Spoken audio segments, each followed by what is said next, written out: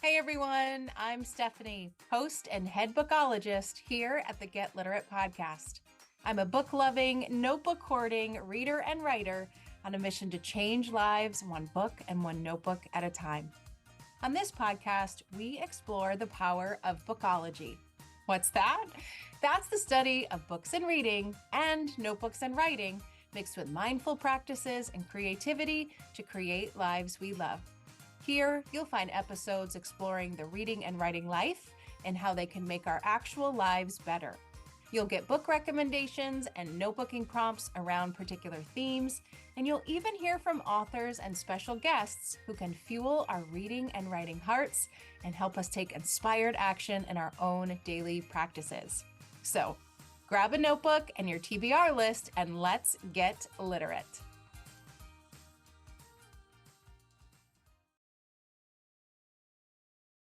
Hey everyone, welcome back to another episode of the Get Literate podcast. I'm Stephanie, and we're diving right into today's episode because we are talking about something we have never talked about together before, and that's writing our way to a higher vibration. So, you know that I have been pretty vocal on this podcast about a couple of things in relation to my writing life. Number one, I adore morning pages. For those of you that are unfamiliar, morning pages are a practice developed by Julia Cameron that basically says every morning before you get into whatever your day happens to look like, you take some time for you. You open up a notebook, you grab a writing utensil, and you write. That's it. You just write. You write about whatever comes to your mind, whatever comes to your heart, whatever you're working through, going through, celebrating. Anything and everything is allowed to show up on the page. Now, I've talked all about morning pages way back on episode 58 of the podcast, if you're interested. But I've also mentioned morning pages quite a bit in my monthly Literate Love episodes. These are the bonus episodes that come on the last day of every month, where I talk about what I've been reading, writing, learning, and loving. And often my morning page practice will find its way into these episodes because I'm always trying to tinker with it. I am always trying to make it better. Why? Well, I have found that my morning page practice doesn't always feel good. It just doesn't. For me, morning pages are a source of therapy. I use those pages to get whatever is on my mind and on my heart off of my mind and off of my heart and onto the page so that I can step back from it, be a bit more objective about it, leave it on the page so that I can make space for whatever I want to bring into my life instead. But honestly, that doesn't always go well. There are many, many morning page sessions where I don't leave feeling better than when I started. I feel like I'm just beating a dead horse and I'm saying the same things over and over and over again. So I started experimenting a while back with how to make my morning pages feel better. I've tried multiple writing experiments, and one of the things that was really working for me was what I talked about in episode 125, inspiration for morning reading and writing. What I found for me that was when I had a focus, and then from that focus, I wrote, I was a much better morning page writer. And by much better, I meant that I felt more productive. I felt like I was more intentional and I felt better when I left the page. I would read something inspiring or read something that sparked reflection, and I would go to my notebook with a purpose to work through it. Now, that is still something that I do just about every morning. It has really helped me shift into a more proactive state in my morning pages. But that doesn't mean I always start my day off that way. And on the days that I do not start with that focused intention and with that inspiring reading, I tend to revert back to my old habits and I just write about what's bothering me and what's going on and what's challenging and what I'm working through. And listen, there is nothing wrong with that. Our morning pages can be whatever we need them to be. And for a long time, I needed them to be a dumping ground. But now I don't want that. And so I want to change my practices. So if you go to your notebook for the same reasons that I did and it's working for you, you get it on the paper and you leave it there and you head about your day, keep doing it. But for me, it wasn't staying on the page so that I could start fresh. It was sticking with me and it was making me feel less than happy about the morning page practice as a result. And so I really thought about this and I thought about my notebook and I thought, is this just me? Is it just me being negative about my negativity, or is this actually a real thing? So I did an audit. I don't know if you reread your journals or if you reread your morning pages. I typically do not, mainly because of what I end up dumping on the page. I don't want to remember that from 6 months ago or 5 years ago. Do I reread my 5 year journal entry every single day because they're happy and they're light and they're fun? But I don't do that in my morning pages. And that's often a recommendation is that you don't read them. You just leave it there and you move on.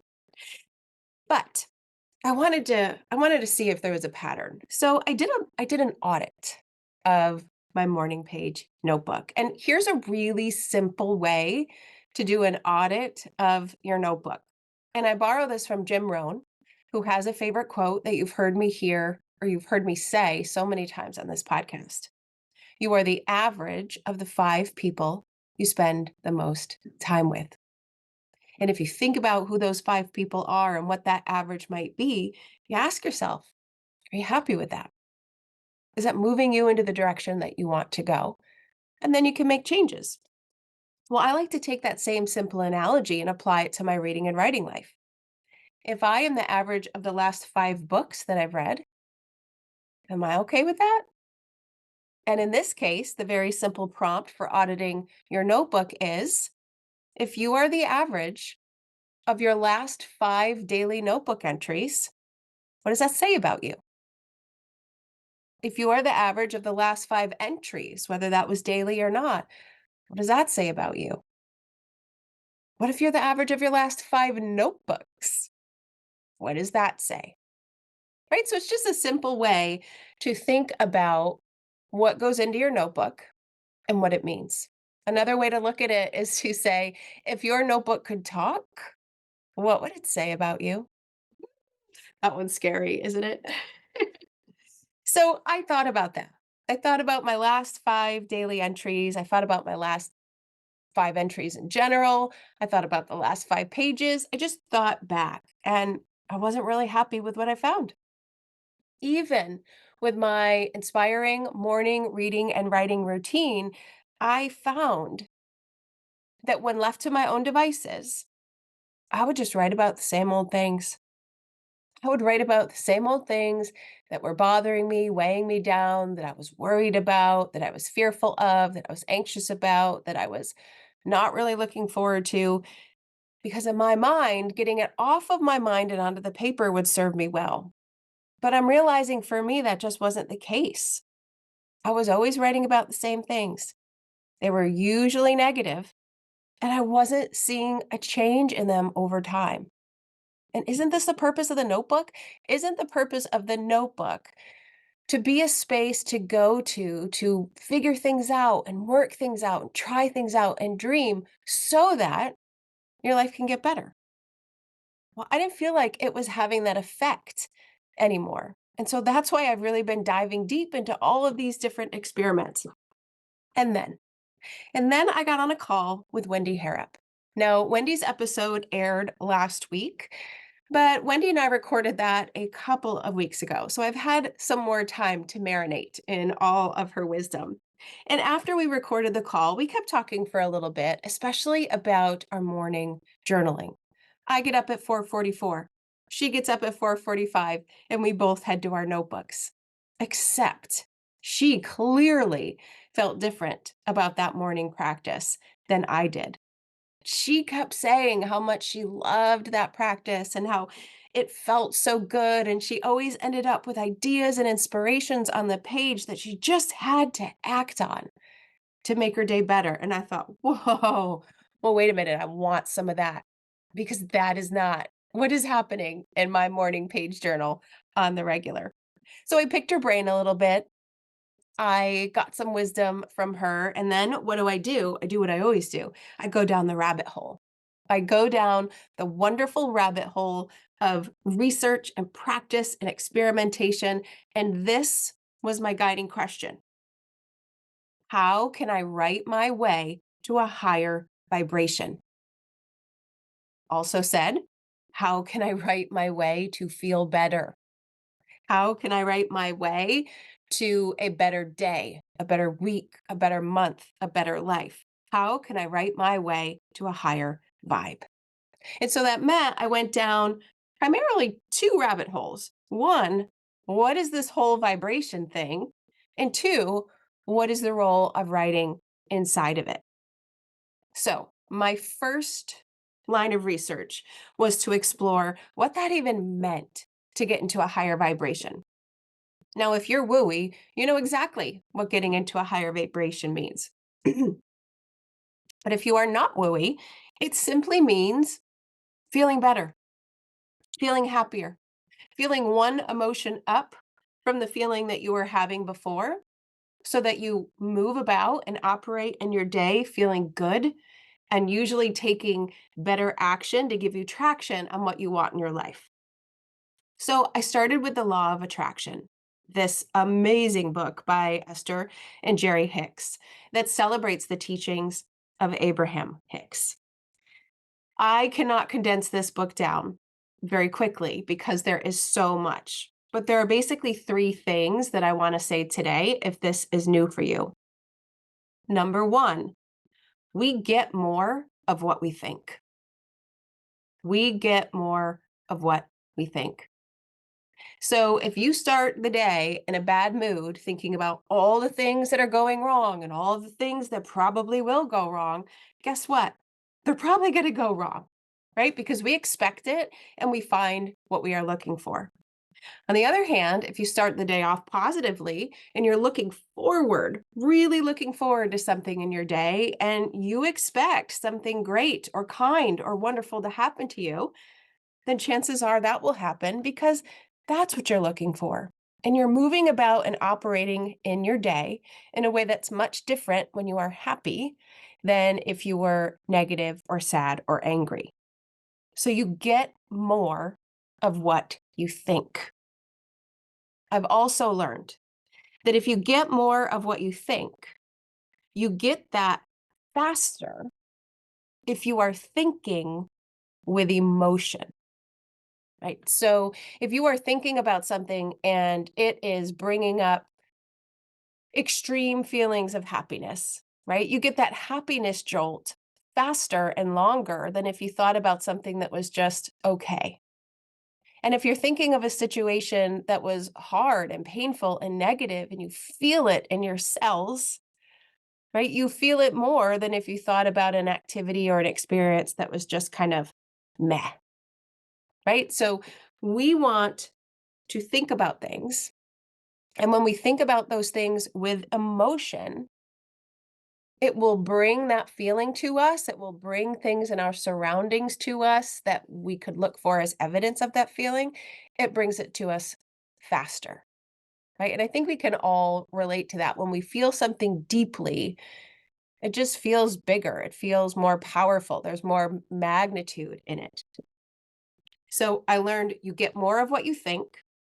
If you pair that thinking with emotion, you will get more of that faster. And here's the other thing that was interesting to me. It only takes 17 seconds. It only takes 17 seconds of a thought to put a feeling or an emotion inside your body.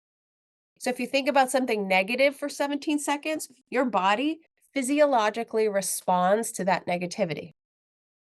If you think about something positive in your body for 17 seconds, your body will respond to that positivity and release a whole different set of chemicals. I mean, it's magic, right? It's magic and it's science. You get more of what you think. And if you pair that thinking with emotion, you will get it faster and better and stronger. And it only takes 17 seconds of doing that to change the trajectory of your thinking, which could change the trajectory of your entire day. So I thought, okay, I'm getting how this higher vibe things work. I gotta think positively. I gotta pair that with really good emotions. And I only need 17 seconds to turn myself around. So let's think about writing. How could writing come into this? How could I write my way to a higher vibe? Well, if you go online and you have some fun with the YouTube videos and you have some fun listening to Esther Hicks talk, we learn that the same practices of increasing your vibration through thought are in action if you're increasing your vibration through writing. But writing cements them in more, right? We know this. We write things down so that we remember. So if we are writing down the thoughts that we have in our mind, we are taking those thoughts into a tangible format in the physical world, right? From the mental, emotional world in our head to the real physical world on the paper. And that makes them more tangible. It cements them into memory, which makes it easier to cement them into that emotion and flood your body with whatever those chemicals are.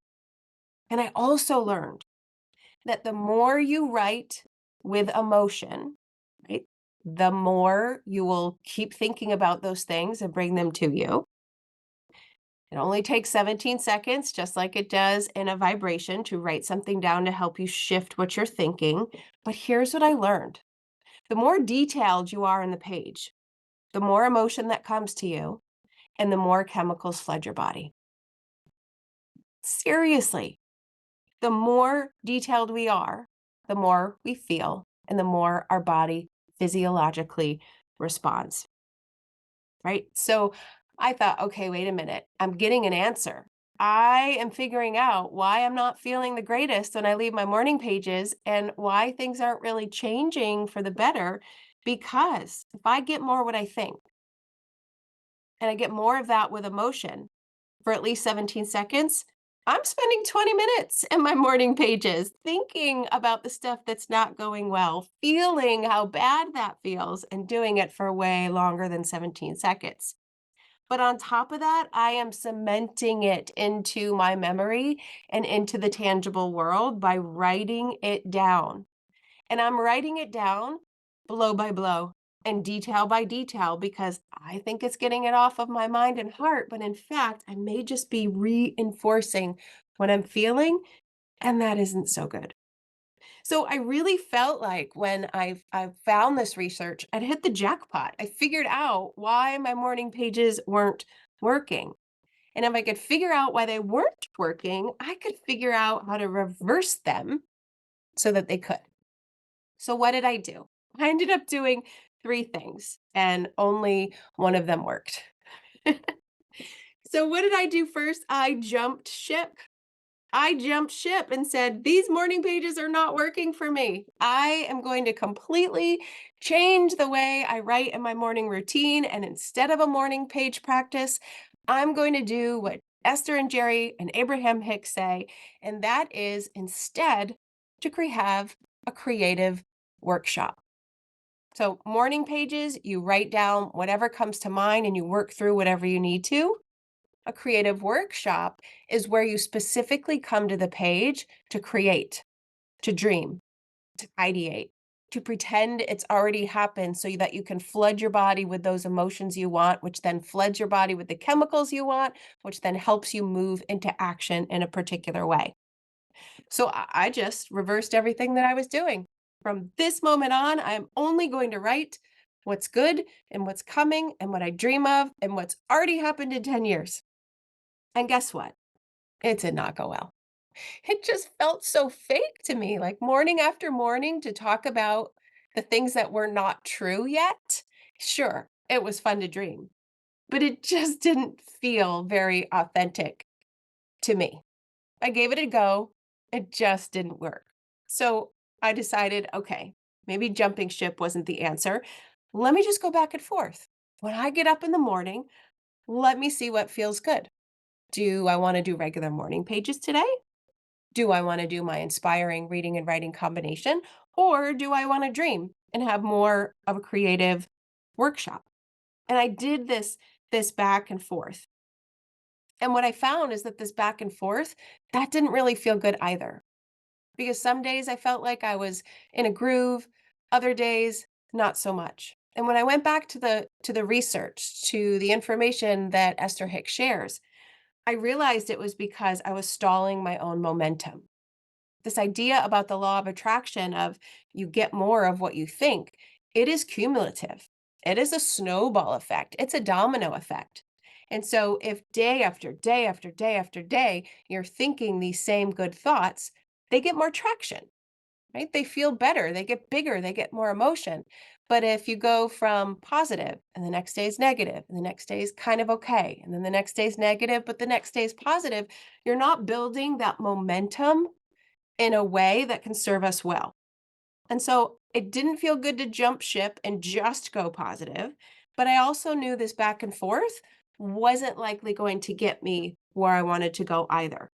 So finally, I ended up in the middle, which is where we should all always be, right?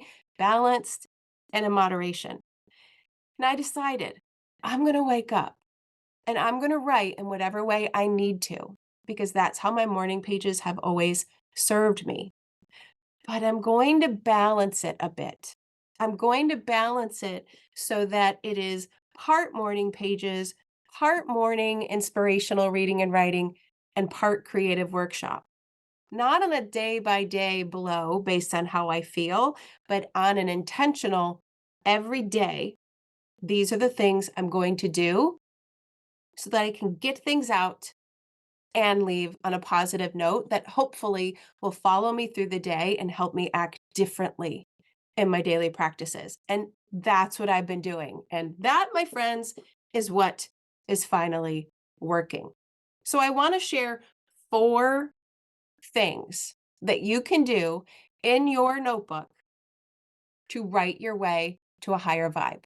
And I know I took a long, windy road here instead of just jumping in with what those 4 things were. But I wanted you to know where I've been. I wanted you to know how I've tried this so that you can think about these techniques or these ideas and understand where they were coming from. So, number 1, important learning, something you could try in your morning page notebook to write your way to a higher vibe is balance your what is with your what ifs. Okay? Balance your what is with your what if. So, in my notebook, I always did the what is writing, right? This is what is true. Here's what's going on in my life. Here's what I'm working with. Here's what I'm struggling with. Blah, blah, blah, blah, blah, blah, blah, blah, blah. I always talked about what is. And what I've learned is that if you always talk about what is, you are only going to get what is, because you're not going to help your body or your mind act in a way to help you see possibility. So you need to balance your writing with what is with what if, and not that kind of what if. What if this happens? What if that happens? What will I do? No, no, no, no. The what if, like, oh my gosh, what if that happened? That dreaming kind of writing.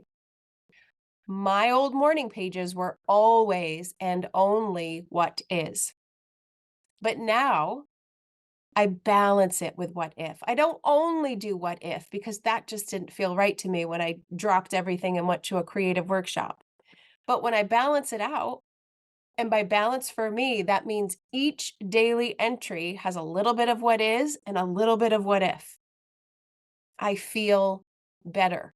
I don't feel like I'm getting stuck in the what is. I make sure there's a couple of statements or reflections or a paragraph on the what is related to that, right? It just helps me to choose a slightly better feeling, a slightly better outcome. It helps me think about a possibility that could turn out really well. And then maybe, just maybe, throughout my day, I'll figure out how to bring that to life. So I balance my what is with my what if writing. And that is something that you can do too. I mean, think about it. You know, right now, are you a what is writer or a what if writer? And what if you added in a bit of what if to your daily writing? How might that change the way you feel? So, number one, balance what is with what if. Number two, and this is a big one for me. This was probably the most important thing, the most important shift that I have made. And it's this: gloss over the negative, detail the positive. So, as I mentioned earlier, the more detail and the more emotion you bring to your thinking, the faster it's going to cement in your cells and release all those chemicals and bring more of it to you. So, if you're doing a blow by blow by blow negative, your body's just going to get stuck there. But if you do a blow by blow by blow positive, your body will get stuck there and it will help you feel it. It will help you feel it. So gloss over the negative, right? It doesn't mean you can't say it. It doesn't mean you can't feel it. But I have learned that if I don't blow by blow it and I just get it out and then move on, I feel so much better because, quite frankly, I don't want to remember the blow by blow. It does not help anybody, but it certainly doesn't help me. And I was talking with Christy Zimmer, who's been on this podcast and has her amazing journaling principles. And she said something that I instantly wrote down in a sticky note as we were talking about our writing practices. And she said, we get to choose the stories we tell. We get to choose the stories that we tell and write down and remember in our notebooks. And so, what story do you want to tell about your life? Well, I would rather gloss over the negatives and spend much more time detailing the positives so that I can really feel it and then get that chemical burst. So, two, gloss over the negative, spend time detailing the positive. That's why these 5-year journals and these gratitude journals are so important and so powerful because they help us live in that feeling and in that state. Now, number three is choose a slightly better thought, right? So when I went from feeling not so great in my notebook and tried to do a complete 360 and pretend that I felt great in my notebook, it did not work. And we know the science behind affirmations and manifestation is that you could say anything, but if you don't believe it, that manifestation is not worth anything. Right? If you say, I am going to have $1 million by next year, right? And most of us don't believe that to be true, right? It's not going to happen. But if you say, I will be in a better financial situation than I was last year, okay, that's true. We can wrap our head around that. So the idea is that if you want to write your way to a higher vibe, just choose a slightly better thought. A slightly better thought. And that just means as you're writing your way to the bottom of your page, try to write yourself into a new emotion. Now, Esther and Jerry Hicks do have this wonderful feelings chart. I believe it was called the emotional guidance system. And basically, there are two feelings, right? You could feel good or you could feel bad. It's really hard to write yourself from a bad feeling to a good feeling in a page. But if you look at all of the different shades of feeling that one might have, sad, mad, angry, shame, happy, delirious, excited, right? We might be able to choose a slight variation of our feeling so that by the time we get to the bottom of the page, we may have felt angry, but now we're just frustrated. So, writing your way to a new emotion doesn't mean doing a 360. It means taking a look at that feelings chart, which I will link into the podcast episode, and just asking yourself, can I write my way to just a slightly better thought by the time I get to the end of this page? So, it's rewriting, it's reframing, it's finding the positive, it's finding the good. It's just moving yourself in one little tiny more positive direction. And because that feels doable, it is doable. And then you can build on it. And finally, number four. And number four is my favorite. Number four is my favorite. And that is this: end my notebooking session with at least 17 seconds of feeling really, really good, right? So I may get to the end of my couple of pages and realized, oh, I'm still kind of stuck in the negativity today. I'm still dealing with this thing that didn't get better, and I'm not leaving my notebook feeling like I want to. What do I do? Here's what I've started to do. I take a sticky note. I take a sticky note. And for 17 seconds at the end of my writing, and quite frankly, it lasts a little bit longer than that, I force myself some days to end my notebooking writing about something good. Maybe it's a positive affirmation that I write down a couple of times. Maybe it's a couple of things that I'm grateful for in the last 24 hours. Maybe it is a quote that I love that always makes me feel good. Maybe it's a reframing of all the junk I just put down on those couple of pages, and I write one positive takeaway. Maybe it's a positive intention for the way that I want the rest of my day to go. It can be whatever I want or need it to be, but I've been ending every session with either writing at the bottom of my page, if I've left space, or a sticky note where I pledge to live in the positive feelings for at least 17 seconds before I close my notebook. And the one fun thing that I've had fun doing is taking that sticky note, especially on a day where I've really unleashed a lot in my notebook, and literally just slapping it down on that page. So you can hear the slap. It's kind of like in yoga when you are on your back and your kind of knees are up in the air and it's time to put your legs down and get ready for Shavasana, end in this beautiful relaxation pose. You often can slam your feet down and just hear the thump and hear it and feel it on the ground, and release some of that emotion. And that's what this sticky note feels like, of just banging it into the notebook of take that. Take that. I am still claiming my 17 seconds of feeling good and writing my way to a higher vibe. What do you think? What do you think? These things are working for me. They are working for me. And I hope that you believe me, because I've already shared the things that aren't working. And these are the four things that seem to be working and making me feel like my morning pages are actually a tool that's serving my life in a very positive way. So let me recap them. Number one, how can you write your way to a higher vibe?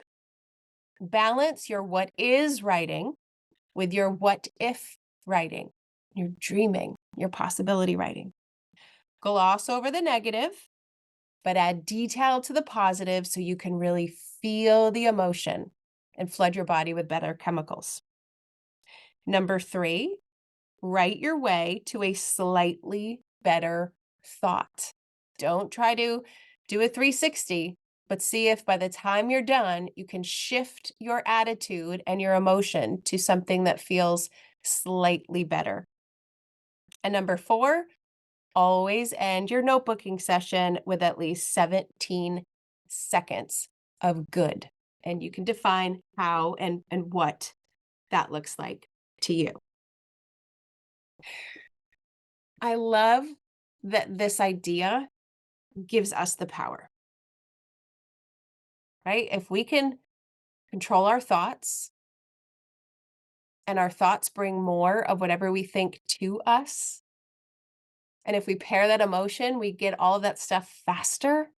And if we write about it, we cement it into being, then we can make ourselves have a better day. We can make ourselves feel better with just the pages of a notebook. And I've been thinking about it a lot like this. I already have a stack of 9 notebooks. I had 8 in 2024, and then I added a yoga notebook for my yoga teacher training. So I have 9 notebooks, and that's never enough. But what if I gave you a new notebook? Okay, I gave you this new notebook, but it wasn't just an ordinary notebook.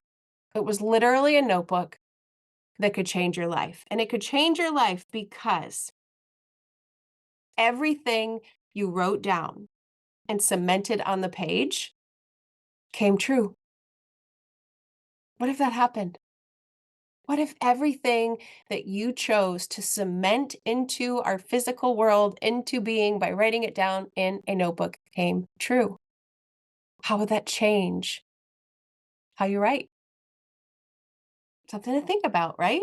What if? More of that what if kind of writing. I would love to know what you think. How do you get yourself to a higher vibe? How do you write yourself to a higher vibe? What are your notebooking techniques, your ideas, the things that you do? I would love to know about them. I would really love to know about them because I am still in my experimenting phase. So you can find me online on social media at Affinito Lit. You can comment on the show notes for this episode. You can send me a DM, you could send me an email, and my favorite, which is click on that little audio message button in your podcast platform and just leave me a quick message of what you're thinking. You could literally do that right now, whether you're driving and doing it on Bluetooth or you are walking your dog. I would love to know your thoughts and your ideas. And I want to leave you with this. Like, what if I gave you that new notebook? What if writing your way to a higher vibe helped make you feel better?